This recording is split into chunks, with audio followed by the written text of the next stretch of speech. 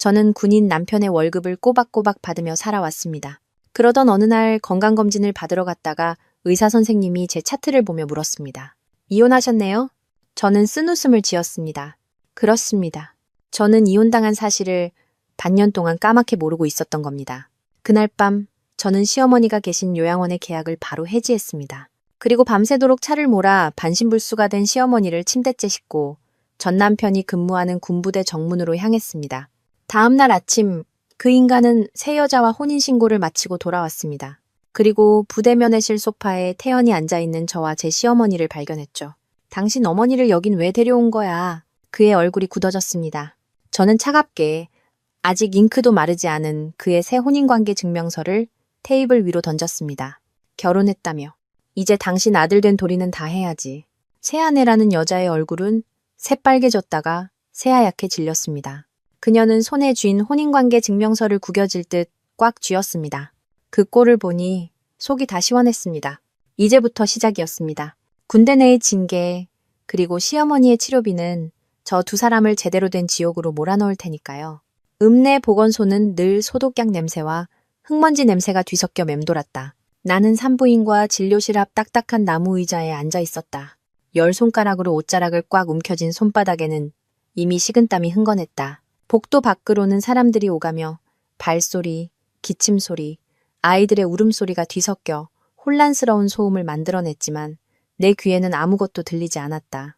오직 북처럼 울려대는 내 심장 소리만이 선명했다.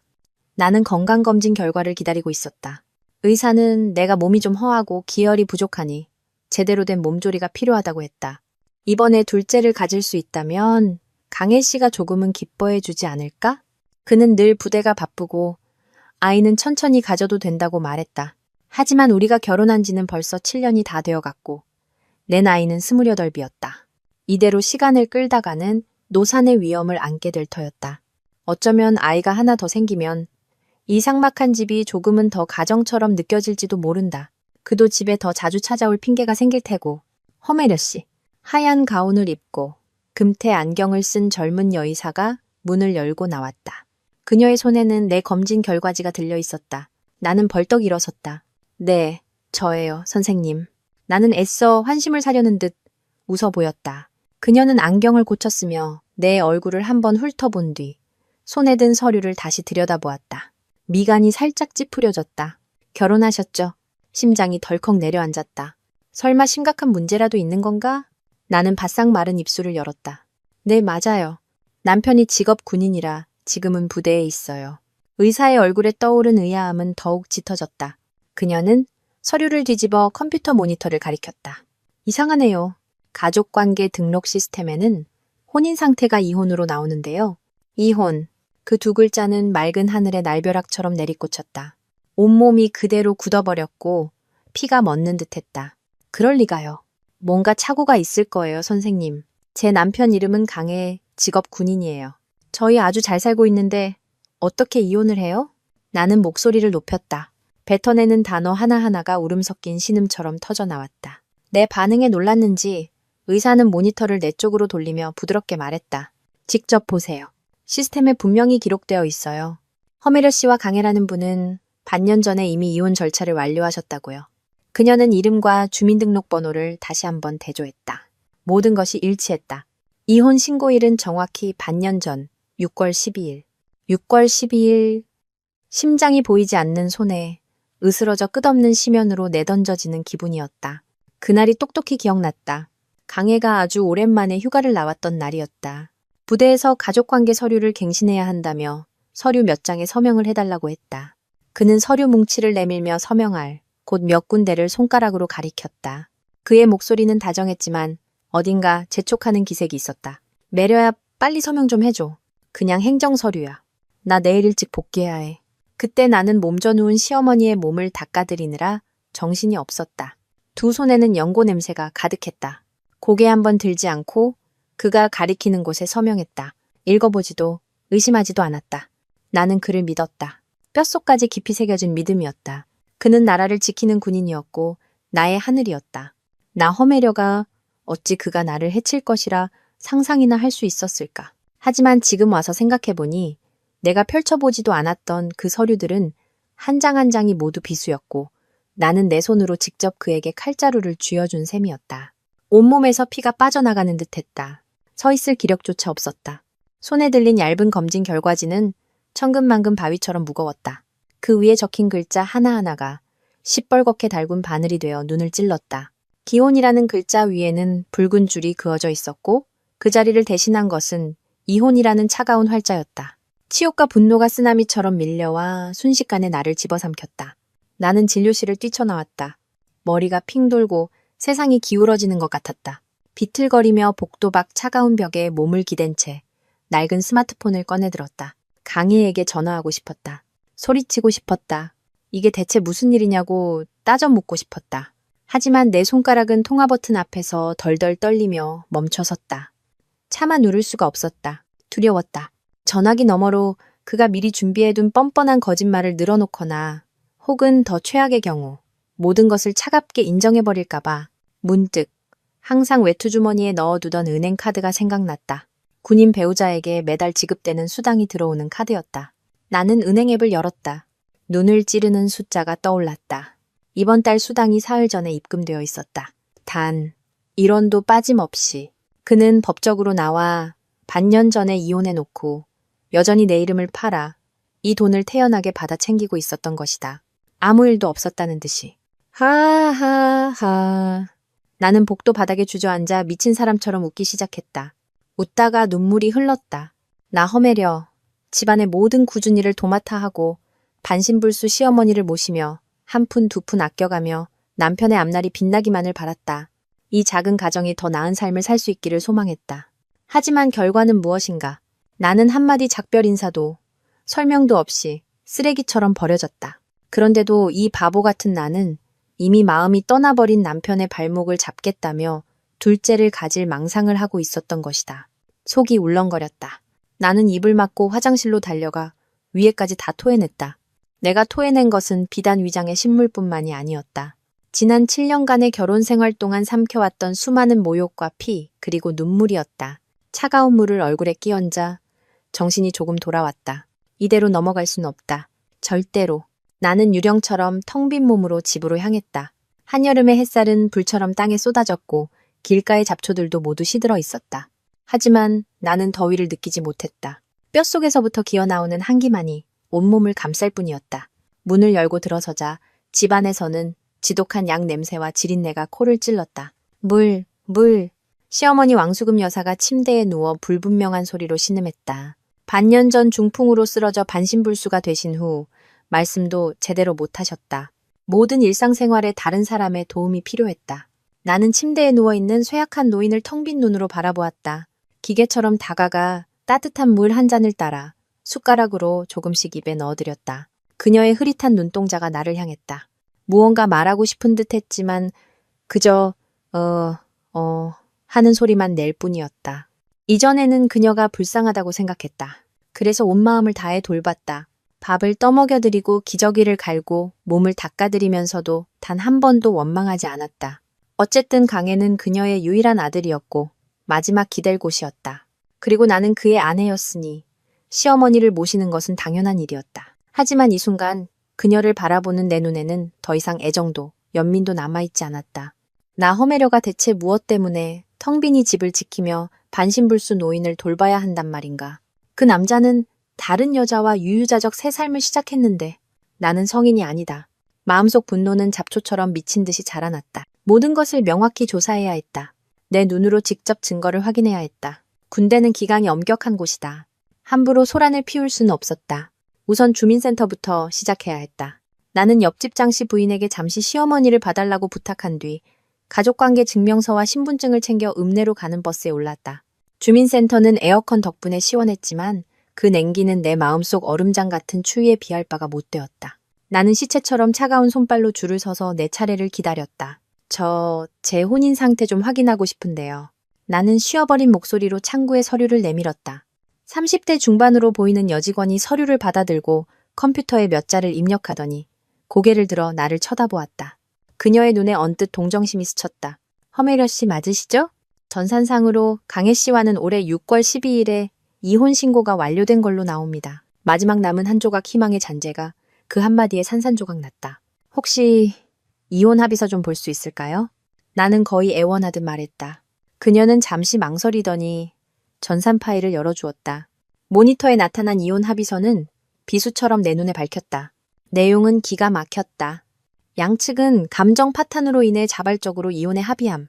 허메려는 모든 공동 재산과 자녀 양육권을 자발적으로 포기함. 그 아래에는 내 서명이 있었다. 초등학생 글씨처럼 삐뚤빼뚤했다. 내 단정한 필체와는 전혀 달랐다. 하지만 선명한 붉은색 지장과 신분증 사본은 진짜였다. 강해, 당신 정말 치밀하구나. 가짜 서명 하나로 내 모든 것을 빼앗아갔구나. 내가 넋을 잃고 모니터를 응시하며 분노로 몸을 떨고 있을 때 여직원은 어색한 침묵을 깨려다 그만 실언을 하고 말았다. 아, 그런데 타이밍이 참... 오늘 오전에 전 남편분, 강혜 씨가 소약이라는 아가씨랑 혼인신고하고 가셨어요. 요즘 젊은 사람들은 참 빠르네요. Due that. 머릿속에서 폭탄이 터졌다. 오늘 오전에. 우리가 이혼한 바로 그날, 그는 다른 여자와 서둘러 결혼을 했다. 단 하루도 더 기다릴 수 없었다는 듯이 나는 상상할 수 있었다. 오늘 아침 그가 빳빳하게 다린 군복을 입고 환한 얼굴로 젊고 아름다운 여자 옆에 서 있는 모습을 두 사람은 행복하게 웃으며 내 7년 결혼 생활의 사망 선고가 내려진 바로 이 공간에 들어와 그들의 새로운 삶을 시작했을 것이다. 그동안 나는 바보같이 후방을 지키며 그의 반신불수 어머니를 수발들고 있었는데 모든 고통과 치욕, 원망이 한순간에 해일처럼 밀려와 절대적인 냉기와 분노의 불길로 타올랐다. 강해, 소약, 내가 똑똑히 기억하마. 나는 주먹을 꽉 쥐었다. 손톱이 손바닥을 파고들어 피가 배어 나왔다. 그 고통이 나를 정신 차리게 했다. 나는 주민센터를 나섰다. 밖에 강렬한 햇살이 눈을 멀게 할 것 같았지만 내 마음속에는 오직 얼음과 눈만이 남아있었다. 울지도, 난동을 부리지도 않을 것이다. 눈물은 이 세상에서 가장 쓸모없는 것이다. 나는 너희들이 내게 저지른 모든 짓에 대해 가장 혹독한 대가를 치르게 할 것이다. 집에 돌아왔을 때는 이미 어둑어둑해진 뒤였다. 집안에는 불이 꺼져 있었고 어둠 속에서 시어머니 왕수금 여사의 거친 숨소리만이 둔탁하게 울리고 있었다. 나는 불을 켜고 침대에 누워있는 노인을 바라보았다. 이제 세상과 완전히 단절된 사람. 내 마음은 복잡하게 얽혀 있었다. 그녀는 한때 나를 이 집에 묶어두는 유일한 끈이었고 내가 모든 모욕을 참고 견디게 한 이유였다. 하지만 이제 그녀는 내가 강혜에게 반격할 수 있는 유일한 비장의 카드이자 가장 강력한 무기가 되었다. 어머니 죄송해요. 나는 마음속으로 나직이 속삭였다. 내가 잔인한 게 아니에요. 당신 아들이 먼저 정을 끊었어요. 그리고 나는 내 자신조차 그 냉혹함에 놀랄 만한 결정을 내렸다. 나는 침대 옆으로 다가가 시어머니의 옷과 생필품을 챙기기 시작했다. 그리고 낮 동안 시어머니를 맡겼던 읍내의 사설 요양원에 전화를 걸었다. 네, 이 원장님. 저 왕수금 어르신 보호자 허메려예요. 네, 오늘 밤에 어머님 모시러 가려고요. 퇴원 수속 좀 부탁드립니다. 수화기 너머에서 놀란 목소리가 들려왔다. 매려씨, 이 밤중에 어머님을 왜 모셔가려고? 상태도 안 좋으셔서 전문적인 돌봄이 필요한데 나는 이 요양원의 시어머니를 모시기 위해 얼마나 많은 부탁을 했는지 잘 알고 있었다. 비용도 만만치 않았지만 다른 선택지가 없었다. 낮에는 일을 해야 했기에 그곳에 맡기고 밤에는 집으로 모셔왔던 것이다. 나는 아무런 감정의 동요 없이 차분하게 대답했다. 이제 필요 없어요, 원장님. 이제는 친아들이 직접 모실 테니까요. 저 같은 남이 신경 쓸 일이 아니죠. 나는 망설임 없이 전화를 끊었다. 돈을 주고 화물 밴 한 대를 빌렸다. 기사님의 도움을 받아 겨우 시어머니를 간이 침대째로 차에 실었다. 차는 울퉁불퉁한 시골길을 덜컹거리며 달렸다. 시어머니는 반쯤 잠든 상태로 간간이 불편한 듯 신음소리를 냈다. 나는 그녀의 고통스러운 얼굴을 보며 잠시 죄책감과 연민을 느꼈다. 하지만 그 감정은 순식간에 얼음장처럼 차가운 결심에 짓눌려 사라졌다. 나는 스마트폰을 꺼내 강혜의 번호를 찾아 메시지를 보냈다. 강혜 씨, 당신과 새 신부를 위한 결혼 선물이 있어. 내일 오전 9시 부대 면회실에서 봐. 안 오면 올 때까지 기다릴 거야. 나는 오늘 밤이 그들의 신혼 첫날 밤이라는 것을 알고 있었다. 그는 휴대폰을 들여다볼 겨를도 없을 것이다. 상관없었다. 이것은 단지 초대장일 뿐 곧 시작될 거대한 연극의 초대장이었다. 나는 휴대폰 전원을 껐다. 차갑게 서리가 낀 창문에 머리를 기댄 채 밖을 내다보았다. 풍경이 빠르게 뒤로 물러났다. 멀리 보이는 도시의 불빛은 화려하고 낯선 꿈처럼 빛났다. 한때 나도 꿈을 꿨었다. 도시의 작은 집에서 강혜와 함께 웃으며 따뜻한 저녁을 먹는 꿈을. 하지만 그 꿈은 이제 깨졌다. 나는 더 이상 부엌과 병상을 맴도는 여자가 아니었다. 남편과 시어머니를 위해 묵묵히 희생하는 허매려가 아니었다. 오늘부터 나는 나 자신을 위해 살 것이다. 잃어버린 청춘을 되찾고, 짓밟았던 자존심을 되찾고, 내가 마땅히 받아야 할 정의를 되찾을 것이다. 설령 가장 고통스러운 방법을 써야 할지라도 다음날 동이 틀 무렵 희미한 새벽빛이 차창을 통해 들어와 밤새 한숨도 자지 못한 내 얼굴을 비췄다. 배는 강해가 주둔하는 군부대 정문 앞에 멈춰섰다. 높고 엄숙한 정문, 펄럭이는 태극기, 부동자세로 서 있는 위병들, 모든 것이 침범할 수 없는 위험을 뿜어내고 있었다. 나는 차비를 계산하고 기사님과 함께 힘들게 시어머니와 침대를 내려 위병소 바로 앞으로 밀고 갔다. 위병이 즉시 다가와 경계하며 물었다. 무슨 일이십니까? 그의 날카로운 시선이 내 머리부터 발끝까지 훑고 침대에 미동 없이 누워있는 시어머니에게로 향했다. 나는 주머니에서 신분증과 함께 이제는 효력을 잃은 군인 가족증을 꺼내 그에게 내밀었다. 안녕하세요. 저는 강해 중위 부대원 가족입니다. 허매려라고 합니다. 아주 급한 일이 있어서 찾아왔습니다. 가족이라는 단어를 말할 때 내 목소리에 약간의 조소가 섞여 있음을 스스로 느꼈다. 위병은 서류를 확인하고는 침대에서 가쁜 숨을 몰아쉬는 시어머니를 흐긋보며 난처한 표정을 지었다. 가족분이십니까? 그런데 강중희님은 오늘 막 혼인신고를 마치고 신혼휴가 중이신데요. 나는 속으로 냉소했다. 역시 예상대로였다. 나는 놀란 척하며 다급하게 말했다. 결혼을요?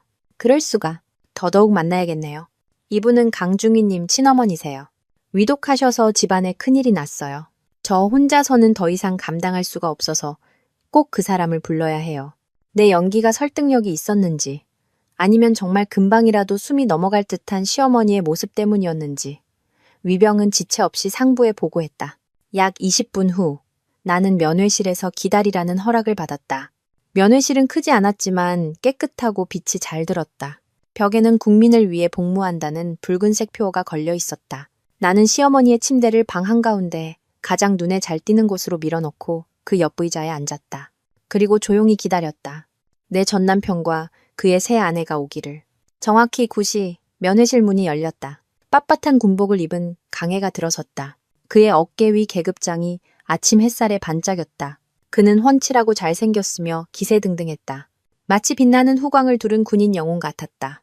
그의 팔짱을 다정하게 끼고 있는 것은 젊고 아름다운 여자였다. 화려한 붉은 원피스를 입고 완벽하게 화장을 한 얼굴에는 행복이 가득했다. 바로 소약이었다. 두 사람은 웃고 속삭하며 걸어 들어왔다. 그 모습은 비수가 되어 내 눈을 찔렀다. 하지만 그들의 시선이 나와 내 뒤에 침대에 닿는 순간 모든 웃음소리가 뚝 그쳤다. 얼굴에 가득했던 환희가 그대로 얼어붙었다. 특히 강해. 그의 얼굴은 순식간에 봄바람처럼 화사하던 모습에서 시퍼렇게 질린 쇳덩이처럼 변했다. 허매려.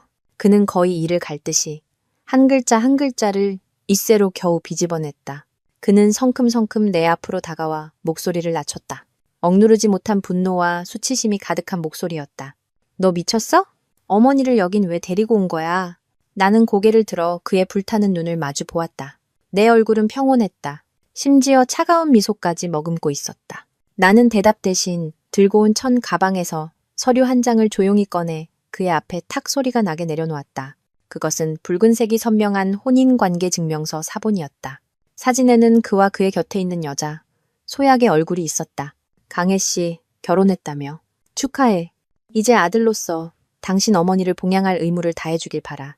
내가 뱉어내는 말 한마디 한마디는 또렷하고 차가웠다. 강혜의 동공이 격렬하게 수축했다. 그는 마치 나를 처음 보는 사람처럼 쳐다보았다.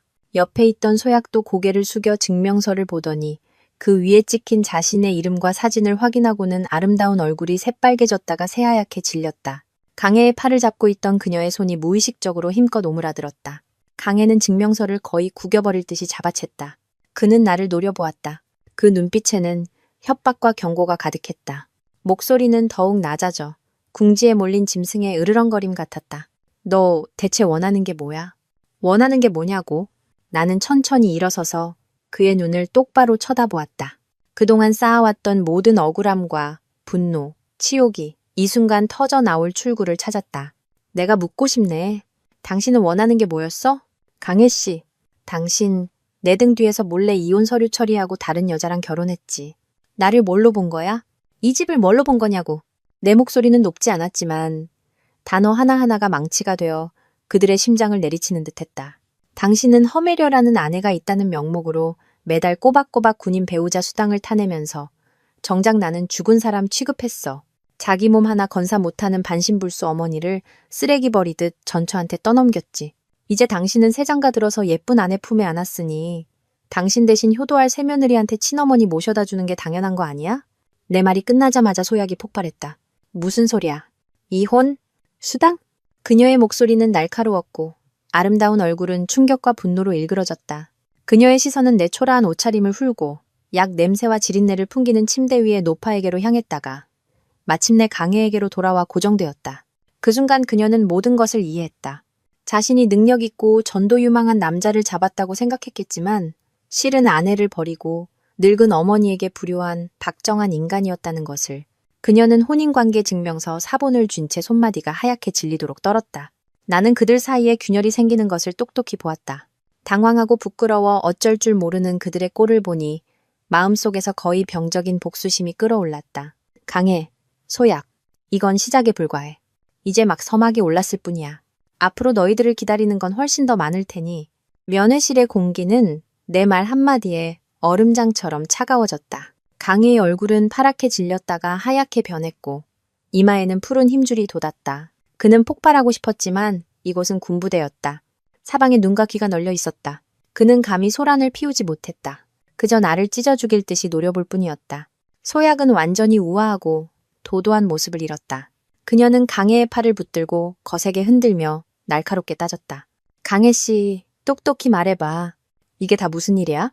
저 여자는 누구고 저 늙은이는 또 뭐야? 저 여자, 저 늙은이. 그녀의 말에는 경멸과 불쾌감이 조금도 숨김없이 드러났다. 나는 차갑게 그녀를 바라보았다. 곱게만 자란 이 도시 아가씨는 자신의 사랑에 이런 선물꾸러미가 딸려올 줄은 상상도 못했을 것이다. 우리의 신랑이는 결국 부대 간부의 등장을 불렀다. 들어온 사람은 계급장이 2개, 별이 2개인 이소령이었다. 부대의 정훈 장교였다. 그의 뒤에는 젊은 장교 2명이 따라 들어왔다. 무슨 일인가? 면회실에서 이렇게 소란을 피우다니 이게 무슨 경우야? 이소령의 목소리는 엄격했다.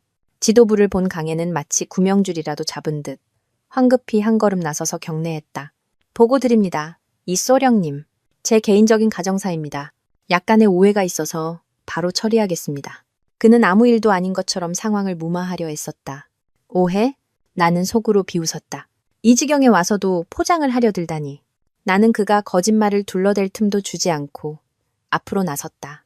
그리고 미리 준비해온 서류들을 이 소령 앞 테이블에 차례로 펼쳐놓았다. 안녕하십니까.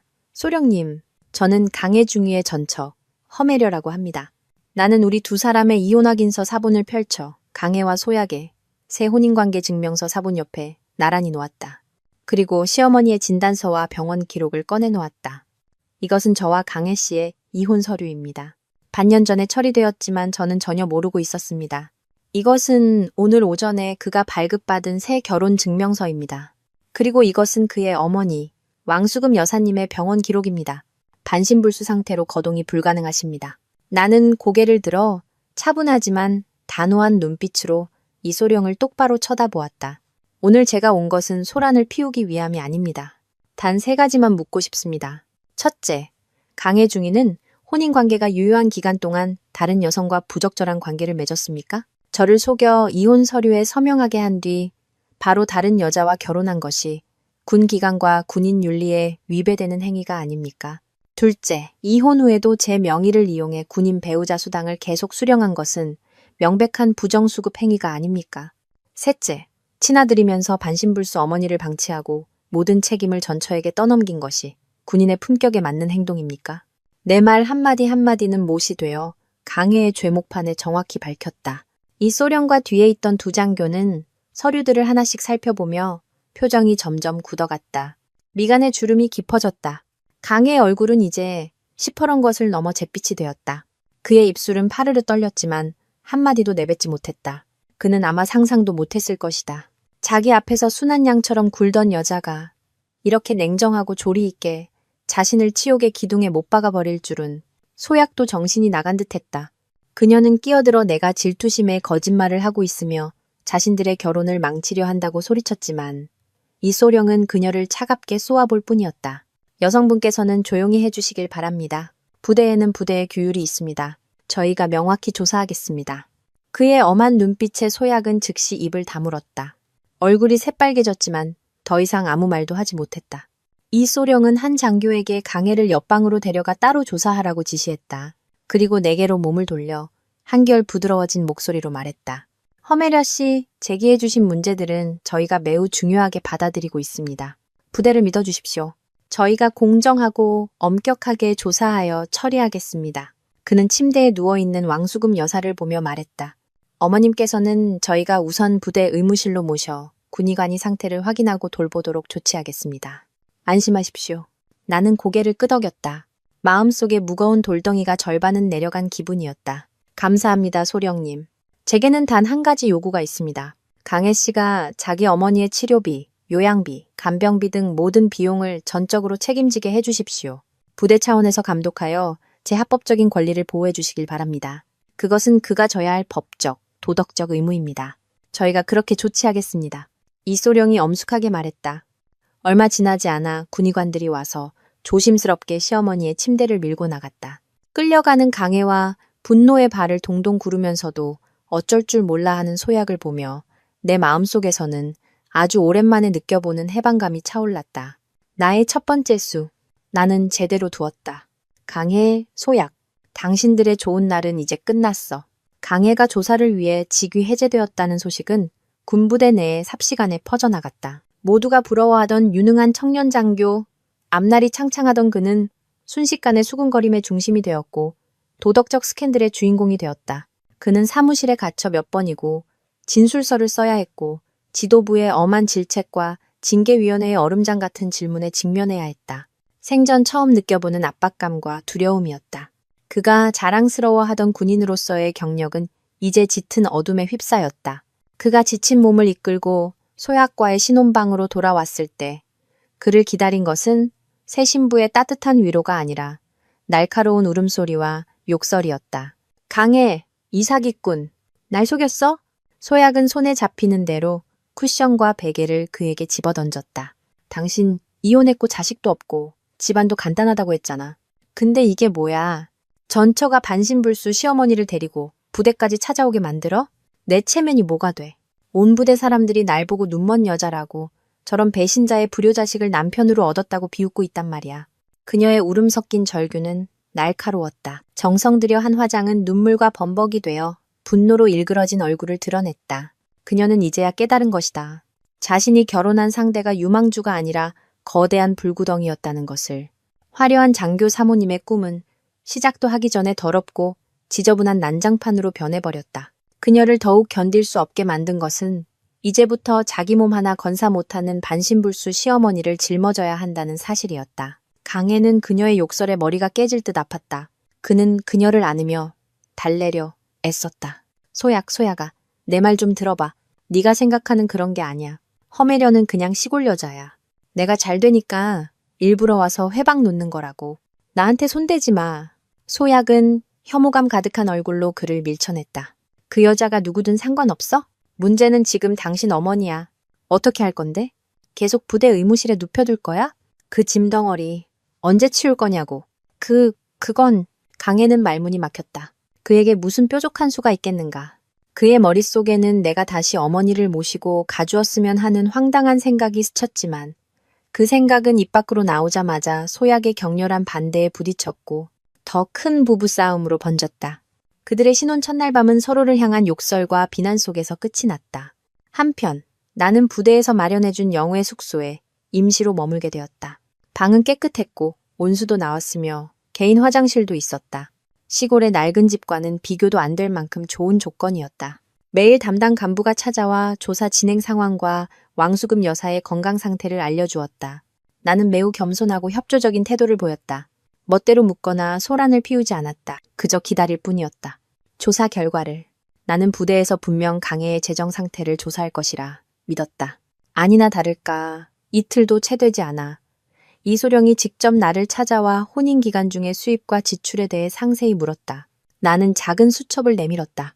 그 안에는 그의 얼마 안 되는 월급과 내 수당으로 어떻게 가정을 꾸리고 시어머니 병원비를 대고 심지어 돈을 아껴 그의 고향집에 보내드렸는지 지출 내역이 빽빽하게 적혀 있었다. 나는 또한 강혜가 여러 차례 접대비, 부대 투자, 학업, 인맥 관리 등의 명목으로 몇만 원에서 몇십만 원까지 빌려갔던 사실도 털어놓았다. 그 돈들은 내가 먹을 것, 입을 것 아껴가며 모은 돈이었고 심지어 친정에서 빌린 돈도 있었다. 그때는 그의 미래를 위한 것이라 철석같이 믿었지만 지금 생각해보니 그 돈은 전부 소약에게 들어갔을 것이다. 한편 강혜와 대판 싸운 소약은 몰래 숙소로 나를 찾아왔다. 그녀는 거만함을 거두고 대신 우월한 자세로 협상을 시도했다. 허메려 씨, 얼마면 돼요? 얼마를 원하면 고소 취하하고 그 늙은 어머니 데리고 시골로 내려갈래요? 그녀는 내가 돈만 쥐어주면 해결될 시골 여자라고 생각하는 듯했다. 나는 그 우월감 가득한 얼굴을 보니 헛웃음만 나왔다. 소약 씨, 돈으로 모든 걸 살 수 있다고 생각해요? 내 자존심, 내가 속은 7년의 세월은 얼마로 계산할 수 있죠? 강혜 씨 대신 한번 계산해 보시죠. 그녀는 말문이 막혔다가 이내 분노했다. 주제 파악 좀 하지? 내가 당신 이 바닥에서 얼굴도 못 들고 다니게 만들어줄 수도 있어. 나는 가볍게 웃었다. 어디 한번 해보세요. 나는 더 이상 잃을 게 없으니까. 하지만 소약 씨는 다르죠. 잘 생각해보세요. 사기꾼이랑 결혼해서 당신이 얻을 게 뭔지. 소약은 분을 이기지 못해 얼굴이 새파랗게 질려 발을 구르며 떠났다. 예전 지인들을 통해 들어보니 강혜와 소약의 이야기는 이미 부대 전체에 퍼져 있었다. 그들은 모두의 뒷담화거리가 되었다. 강혜가 수년간 쌓아온 모범 청년의 이미지는 하룻밤 사이에 산산조각 났다. 그들의 결혼 생활 또한 돈과 책임이라는 무게 아래 쩍쩍 갈라지고 있었다. 모든 것이 내 계획대로였다. 이제 불씨 하나만 더 지피면 되었다. 부대 조사팀의 일 처리는 신속했다. 며칠 지나지 않아 그들은 나와 강혜의 고향인 작고 외진 시골 마을로 사람을 보냈다. 이 소식은 조용한 연못에 던져진 돌멩이처럼 늘 평화롭기만 하던 마을에 큰 파장을 일으켰다. 이전까지 강혜는 온 마을의 자랑이었다. 시골 개천에서 난용이었고 부모들이 자식들에게 본받으라고 입에 달고 살던 엄친아였다. 그의 아내였던 나 또한 그 후광을 함께 누렸었다. 하지만 이제 조사팀 동지들이 마을 이장님과 이웃들을 찾아가 상황을 파악하기 시작하자 마을의 여론은 즉시 내 쪽으로 기울었다. 아이고 우리 매려 걔가 얼마나 고생했는지 말도 마요. 강혜한테 시집 온 뒤로 하루도 맘 편히 산 날이 없을걸. 시어머니가 몇 년을 누워있었는데 밥해다 바치고 똥오줌 받아내는 걸 다 걔 혼자 했어. 친딸도 그렇게는 못 혀. 그 강혜란 놈은 1년에 얼굴 한번 보기 힘들었지. 와도 무슨 벼슬아치처럼 굴고 간장병 하나 세워둘 줄을 몰랐어. 마을 사람들의 웅성거림 그 한마디 한마디는 강혜가 뒤집어 쓴 거짓된 후광을 벗겨내는 칼날이었다. 그들은 내가 얼마나 알뜰하게 살림을 꾸렸는지, 얼마나 효성이 지극했는지, 그 허물어져가는 집을 혼자 어떻게 지탱해왔는지를 이야기했다. 그 진솔하고 소박한 증언들이 모여 그를 향한 가장 명확하고 강력한 고발장이 되었다. 조사팀은 꼼꼼하게 모든 것을 기록했다. 그리고 그들은 강혜가 아내와 어머니를 방치한 것 외에도 부대 업무, 투자, 학업, 승진 로비 등 온갖 핑계를 대며 나뿐만 아니라 마을 친척들에게서도 돈을 빌린 뒤 갚지 않은 사실을 발견했다. 조사팀이 이 사실을 나와 확인할 때 나는 새로운 단서를 제공했다. 약 1년 전쯤 강혜가 내 신분증으로 새 은행 계좌를 만들어달라고 했던 것이 기억났다. 그는 그 계좌를 통해 출처가 불분명한 돈, 적게는 몇십만 원에서 많게는 몇백만 원에 이르는 돈을 여러 차례 받게 한 뒤 자신의 개인 계좌로 다시 이체해달라고 요구했다. 이유를 물으면 그저 부대 프로젝트 자금이라 본인 명의로 받기 곤란하다고만 했다. 그때는 믿었지만 지금 생각해보니 분명 문제가 있었다. 나는 이 모든 사실을 정직하게 보고했다. 이후 조사의 방향은 개인의 도덕적 비행에서 금융비리 가능성으로 공식적으로 전환되었다. 사건의 성격이 완전히 달라진 것이다. 부대 내에서 강혜에게 가해지는 압박은 전례 없이 무거워졌다. 그는 완전히 이성을 잃고 어떻게든 처벌을 가볍게 해보려고 사방팔방으로 줄을 대려 했었지만 기강 확립에 대한 군의 의지를 과소평가했다. 듣자 하니 소약의 집안도 시내에서는 제법 힘이 있다고 했지만 군의 기강 앞에서는 그깟 인맥은 아무 소용이 없었다. 소약과 강혜의 관계도 날이 갈수록 악화되었다. 그녀는 자신이 결혼한 남자가 단순한 배신자를 넘어 경제사범일 수도 있다는 것을 점차 깨닫게 되었다. 장교 사모님의 꿈은 악몽으로 변해 무너져 내렸다. 조사팀은 소약과 그녀의 부모도 소환하여 조사했다. 소약의 부모는 자신들의 딸이 능력 없고 파렴치한 데다 감옥에 갈 위기에 처한 남자와 엮였다는 사실을 알게 되자 태도가 돌변했다.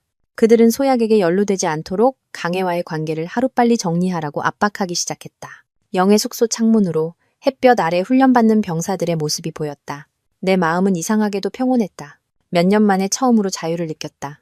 나는 모든 것이 끝난 뒤에 내 미래를 진지하게 생각하기 시작했다. 나는 더 이상 누군가의 그림자가 아닐 것이다.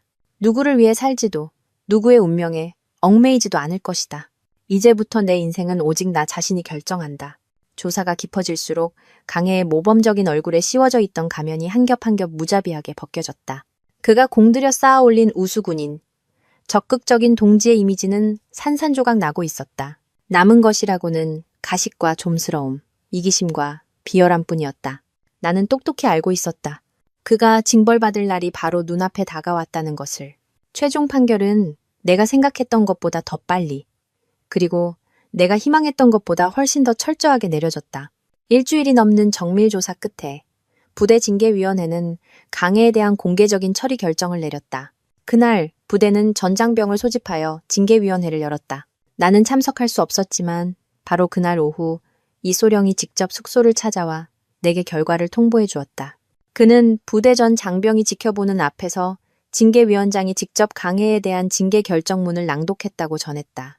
그 결정문에는 죄목이 하나하나 명확하게 나열되어 있었다.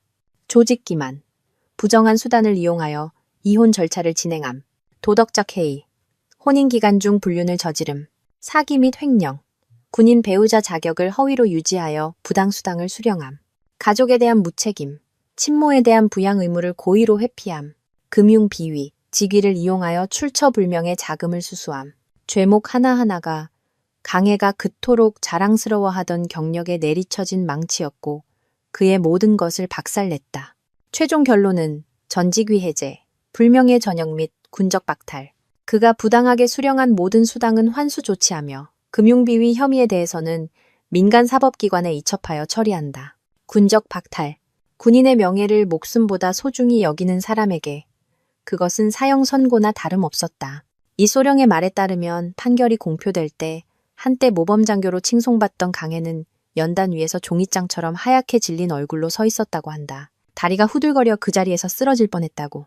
그를 존경했던 동료, 동지들은 이제 경멸과 안타까움, 그리고 냉담함이 뒤섞인 눈으로 그를 바라보았다. 그 시선들이 그가 붙들고 있던 마지막 자존심마저 갈기갈기 찢어놓았다. 소약도 그 자리에 있었다.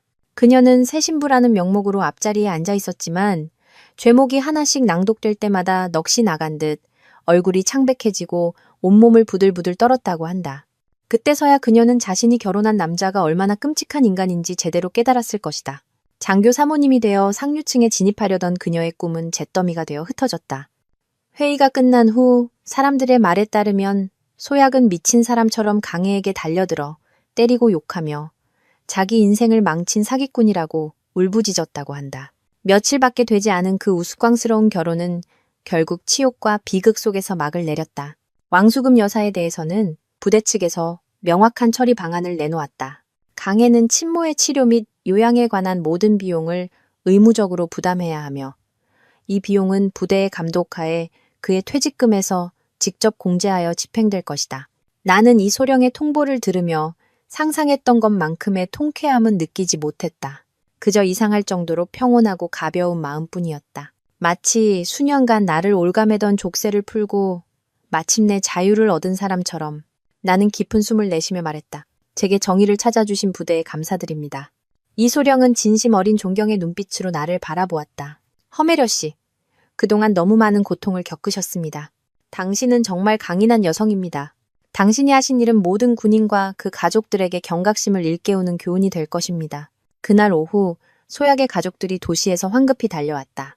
그들은 긴 말 없이 소약을 끌고 가면서 강혜와의 혼인을 무효로 하고 모든 관계를 끊겠다고 명확히 선언했다. 그렇게 한때 기고만장하던 강혜는 하루아침에 모든 것을 잃었다. 경력, 명성, 사랑, 가족, 빈손이 되었다. 나는 숙소 창가에 서서 얼마 전까지만 해도 부부였던 두 사람이 원수처럼 싸우고 소리치며 서로를 물어뜯는 모습을 내려다보았다. 나는 희미하게 미소 지었다. 내 귓가에 내가 면회실에서 차갑게 내뱉었던 말이 다시 울려 퍼지는 듯했다. 결혼했다며. 이제 당신 아들 된 도리는 다 해야지. 이제야 그가 내가 준 결혼 선물을 제대로 받은 셈이다. 그와 그녀가 마음에 들어 했으면 좋겠다. 강해가 군에서 쫓겨났다는 소식은 얼마 지나지 않아 우리 마을까지 날아들었다. 마을은 벌집을 쑤신 듯 발칵 뒤집혔다. 한때 마을의 자랑이자 부모들이 자식들에게 본받으라던 귀감이었던 그는 이제 현대판 배신자의 표상이 되어 모두의 손가락질을 받는 웃음거리가 되었다. 더 이상 칭찬이나 부러움이 아닌 경멸과 통쾌함이 섞인 뒷말이 무성했다. 쯧쯧, 사람은 것만 봐선 모른다더니 군자인 줄 알았더니 인간 쓰레기였구먼. 매려만 불쌍하지. 몇 년을 참고 살았는데 저놈이 진흙탕에 처박았으니. 인과응보야. 부모한테 불효하고 배신하는 놈은 끝이 좋을 수가 없어. 듣자 하니 도시에서 온 그 여자도 도망갔다며? 가치가 없어지니 바로 버리는 거지. 모든 준비를 마치고 내가 고향으로 돌아왔을 때 나를 맞이한 것은 더 이상 동정 어린 눈빛과 수군거림이 아니었다. 대신 따뜻한 시선과 진심 어린 관심이 있었다. 매려야 잘 돌아왔다. 어려운 일 있으면 언제든 아줌마 찾아. 네가 한 일 정말 잘한 거야. 그런 짐승 같은 놈은 아주 신세를 망쳐놔야 해. 나는 그 소박하고 진실된 얼굴들을 보며 눈시울이 뜨거워졌다. 나는 더 이상 다른 사람에 의해 운명이 결정되는 침묵하고 인내하는 여자가 아니었다. 나는 내 행동으로 직접 정의를 되찾고 존엄을 되찾았으며 그들이 내게 빚진 모든 것을 돌려받았다. 몇 년 만에 처음으로 내 허리는 꼿꼿하게 펴져 있었다. 며칠 후 강해도 마을로 돌아왔다. 그는 혼자였다. 헝클어진 머리, 퀭한 얼굴은 마치 쫓겨난 들개 같았다. 한때 빳빳한 군복을 입고 금이 환영했던 기세등등한 모습은 온데간데 없고 이제는 고개를 푹 숙인 채 누구의 눈도 마주치지 못하고 숨어 다녔다. 그는 낡은 집에 틀어박혀 마을 사람들의 경멸 어린 시선과 수군거림을 피해 한 발짝도 밖으로 나오지 않았다. 소약은 신속하게 이혼 절차를 마무했다.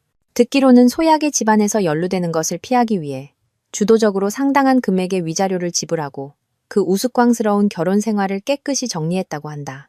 강해는 매달려보고 애원도 하고 심지어 비열한 수단으로 협박까지 해봤지만 현실의 냉혹한 따귀를 맞은 소약의 맹목적인 사랑은 이미 혐오와 경멸로 변해 있었다. 그녀는 한 번도 뒤돌아보지 않고 미련 없이 떠났다. 나는 부대의 지원을 받아 정식으로 읍내 변호사를 선임하여 강해와의 경제적 문제를 처리하기 시작했다. 그가 나를 속여 빌려간 돈은 단 1원도 빠짐없이 돌려받아야 했다. 그리고 그의 친모 왕수금 여사의 부양 문제 또한 법적으로 명확히 하고 감독과 구속력을 갖추어야 했다. 벌금을 내고 부당 수령한 수당을 반납한 뒤 강해에게 남은 퇴직금은 얼마 되지 않았다. 그에게는 자기 명의로 된 재산도 없었다. 돈을 마련하기 위해 그는 집에 있던 얼마 안 되는 값 나가는 물건들을 팔기 시작했지만 어머니의 장기적인 치료비와 간병비에 비하면 세 발의 피였다. 왕수금 여사는 현재 부대의 특별 지원 덕분에 읍내에서 가장 좋은 재활요양병원으로 옮겨졌다.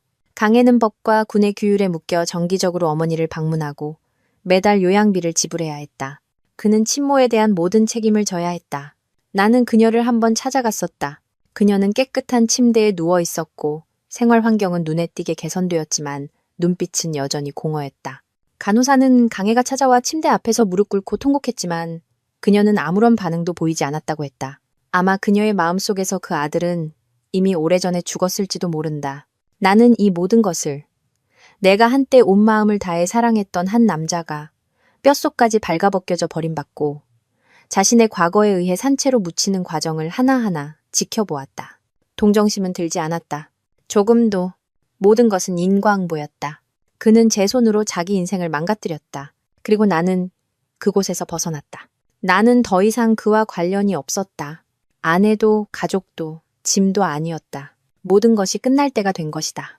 모든 것이 여기서 끝이라고 생각했지만 나는 인간의 악의를 너무 얕봤다. 소약이라는 여자는 강해와 이혼한 후 얻은 것은 없고 오히려 그 추문으로 인해 자신의 사교계에서 평판을 완전히 잃었다는 사실을 깨달았다. 그녀는 조용히 물러나는 것을 받아들일 수 없었고 모든 원망을 내게 돌렸다. 그녀는 비열한 방법을 쓰기 시작했다. 익명으로 지역 온라인 커뮤니티와 맘카페에 나에 대한 악의적인 글을 퍼뜨렸다. 그녀는 나를 교활하고 탐욕스러운 시골 아줌마로 묘사했다. 내가 강혜의 이혼 계획을 미리 알고 시어머니를 인질로 삼아 협박했다고 날조했다. 내가 강혜에게 돈을 뜯어내려다 그를 징계받게 만들었다고 거짓말했다. 심지어 이번 나의 모든 반격이 돈을 뜯어내기 위한 치밀한 음모였다고 주장했다. 그럴듯하게 조작된 사진까지 곁들여진 그 거짓말들은 빠르게 퍼져나갔고 사실을 모르는 많은 사람들을 동요시켰다. 몇몇 먼 친척들까지 그 글을 보고 내게 전화를 걸어왔다. 내가 미처 반응하기도 전에 옆집 장씨 부인이 스마트폰을 들고 씩씩거리며 달려왔다. 매려야, 이것 좀 봐. 어떤 신보 고약한 년이 이런 헛소문을 퍼뜨리고 있잖아. 나는 흑백을 뒤집어 놓은 글자들과 그 아래 달린 악의적인 댓글들을 보며 화가 나기보다는 웃음이 나왔다. 소약, 당신은 인터넷이 당신의 마지막 무기라고 생각하나? 나를 너무 얕봤군. 나는 장씨 부인이 보는 앞에서 바로 스마트폰을 들어 마을 이장님에게 전화를 걸었다. 이장님, 저 허매려해요. 마을 방송 좀 잠시 쓸 수 있을까요? 어르신들께 똑똑히 말씀드려야 할 게 있어서요. 30분 후 마을 방송 스피커가 울려 퍼졌다. 나는 미리 준비한 원고를 들고 이장님 사무실에서 마이크를 잡았다. 그리고 가장 차분한 목소리로 사건의 전말을 처음부터 끝까지 상세하고 명확하게 설명했다.